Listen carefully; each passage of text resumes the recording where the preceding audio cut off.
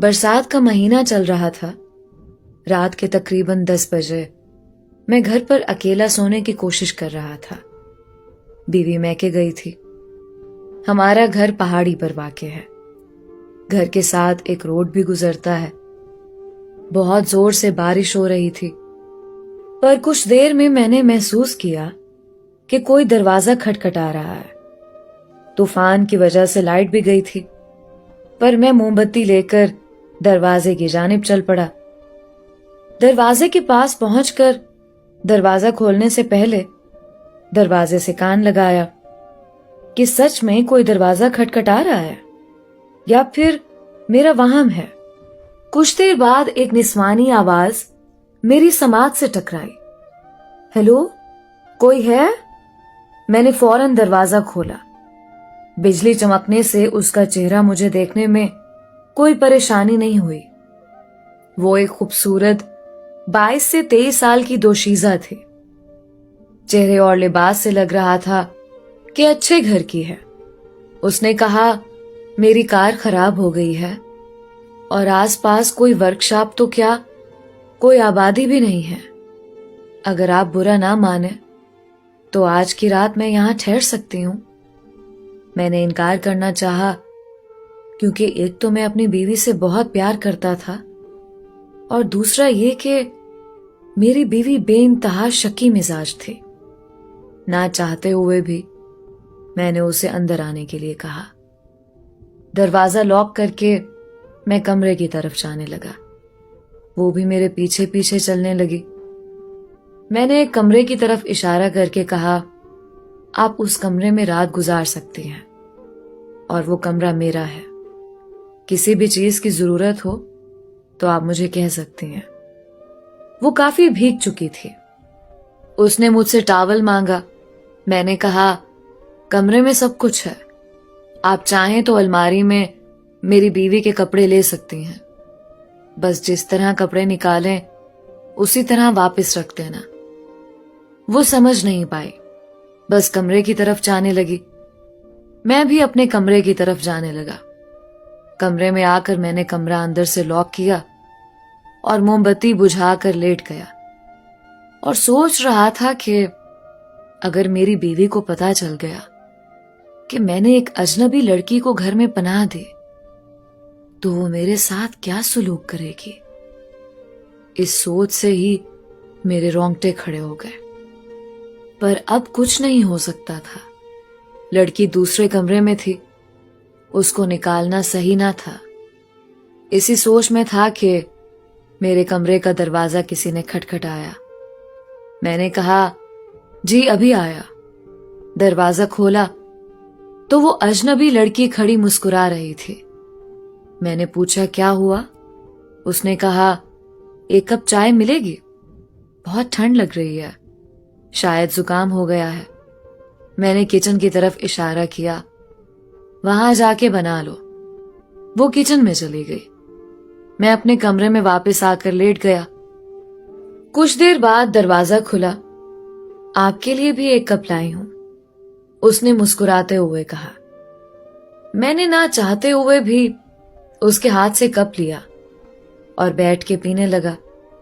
ساتھ میں سوچ رہا تھا کہ کہیں اس نے چائے میں کچھ ملایا نہ ہو، اور غور سے اس کا جائزہ لینے لگا. وہ ایک خوبصورت چہرے اور دلکش جسم کے ساتھ ساتھ اچھی شخصیت کے مالک تھے. کہیں سے بھی ایسا نہیں لگا کہ وہ کوئی چوری یا غلط سرگرمیوں میں ملوث ہو سکتی ہے. اچھی طرح اطمینان کرنے کے بعد میں چائے پینے لگا. اس کا نام طوبہ تھا. کسی پرائیویٹ اسکول میں ٹیچر کے فرائض سر انجام دے رہی تھی. بقول اس کے وہ اپنی بہن کے گھر جا رہی تھی کہ راستے میں گاڑی خراب ہو گئی. میرے بارے میں بھی کافی پوچھ گچھ کی. شادی کب ہوئی، ازدواجی زندگی کیسی گزر رہی ہے، وغیرہ وغیرہ. باتوں باتوں میں نے اس پر واضح کیا کہ میں اپنی بیوی سے بہت پیار کرتا ہوں اور بے وفائی کا سوچ بھی نہیں سکتا. کچھ دیر تک کافی گپ شپ ہوتی رہی. پھر میں نے اس سے کہا، کافی دیر ہو چکی ہے، آپ جا کے سو جائیں. اس نے روحانسی ہوئے کہا، مجھے ڈر لگ رہا ہے، کمرہ بھی خالی ہے، اوپر سے لائٹ بھی نہیں ہے، موم بتی کی روشنی نے ماحول کو اور بھی ڈراؤنا کیا ہے۔ آپ برا نہ مانے تو میں آپ کے ساتھ سو سکتی ہوں؟ کل سویرے ہی چلی جاؤں گی۔ اب مجھے اس سے خوف آنے لگا۔ ایسا نہیں ہے کہ میں کوئی دودھ کا دھلا ہوں، میں بھی انسان ہوں اور مرد ذات ہوں، کسی بھی وقت بہک سکتا ہوں۔ پر میری بیوی سعدیہ، جو کہ حد درجہ شکی مزاج عورت ہے، اس سے میں پیار بھی کرتا ہوں اور اس کے ساتھ بے وفائی کا سوچ بھی نہیں سکتا۔ خیر، وہ آ کر میرے ساتھ سونے کے لیے لیٹ گئی۔ کچھ دیر خاموشی رہی، ہمارے بیچ کافی فاصلہ تھا، پر میں نے محسوس کیا کہ وہ نزدیک آنے کی کوشش کر رہی تھی۔ وہ میرے اتنے نزدیک آ گئی کہ میں اس کے جسم کی نشیلی مہک محسوس کرنے لگا۔ میری سانس اور دھڑکن تیز ہو گئی، پسینہ آنا شروع ہوا۔ اس سے پہلے کہ میں بہک جاتا، فوراً وہاں سے اٹھ کر دوسرے کمرے میں جا کر دروازہ لاک کیا اور کانپتے ہوئے لیٹ گیا۔ دل میں ایک طوفان سا برپا تھا، ایک طرف بے خودی کا سرور تھا تو دوسری طرف سعدیہ تھی، اور پھر سعدیہ جیت گئی۔ پتہ نہیں کب میری آنکھ لگی اور نیند مجھے اپنی آغوش میں لے کر کسی دوسری دنیا لے گئی۔ صبح پرندوں کی سریلی آواز پر میری آنکھ کھلی۔ رات والا ماجرا خواب محسوس ہونے لگا۔ باہر آیا تو کچن میں طوبہ نظر آئی، جو ناشتہ بنانے میں مصروف تھے۔ دل زور زور سے دھڑکنے لگا کہ کہیں سعدیہ نہ آ جائے۔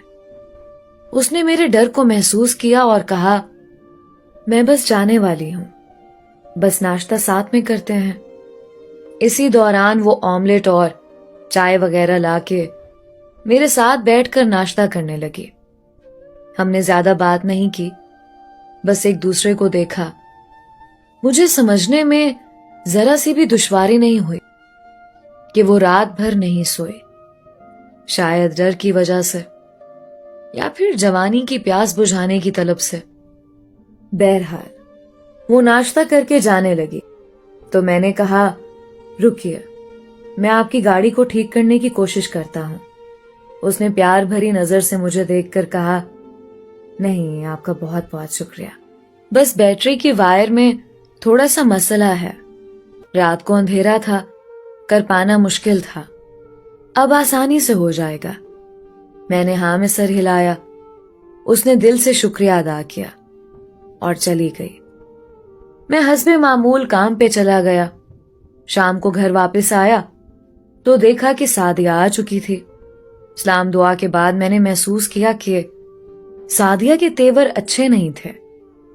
پوچھنے پر اس نے پورا گھر سر پر اٹھا لیا۔ میری غیر موجودگی میں تم ایسی حرکت کرو گے؟ کبھی سوچا بھی نہیں تھا۔ مجھ پر جیسے آسمان ٹوٹ پڑا، پر اپنے ضمیر کے سامنے سرخرو تھا، کیونکہ میں نے کوئی بھی ایسا گناہ نہیں کیا تھا جس پر میں سزا کا مستحق ٹھہر جاؤں۔ کافی منت سماجت کی، قسم لیے، کان پکڑ لیے، پر سعدیہ ٹس سے مس نہ ہوئی۔ اس نے بس ایک ضد پکڑ رکھی تھی، مجھے اب تمہارے ساتھ نہیں رہنا۔ اپنا سب کچھ پیک کرنے لگی۔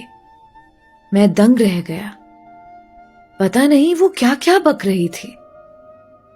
بس میں ایک مجسمے کی طرح کھڑا سب کچھ دیکھ رہا تھا۔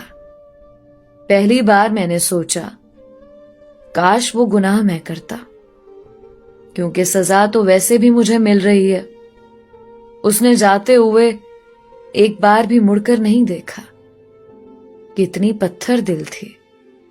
کچھ دنوں بعد، کچھ عدالتی کارروائی کے بعد ہمارے راستے الگ ہوئے۔